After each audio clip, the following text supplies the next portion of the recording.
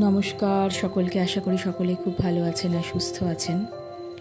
আমার সকালের পুজো হয়ে গেছে। বাড়ির ফুল দিয়ে আমার গোপালকে আমার সিংহাসন সাজিয়েছি।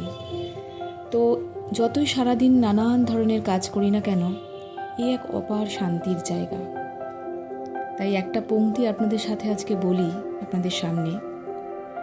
বহু জন্মের পর হরি ভজিবার তরে পৃথিবীতে আসি জীব মনুষ্য আকার ধরে।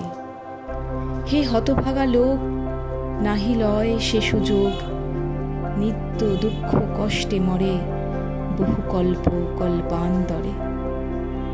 হ্যাঁ বন্ধুরা, এই এক অপার শান্তির জায়গা।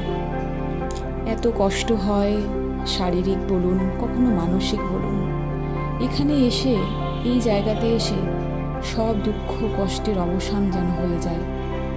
যেন একজনকে আমার মনের কথা আমি সব বলতে পারি।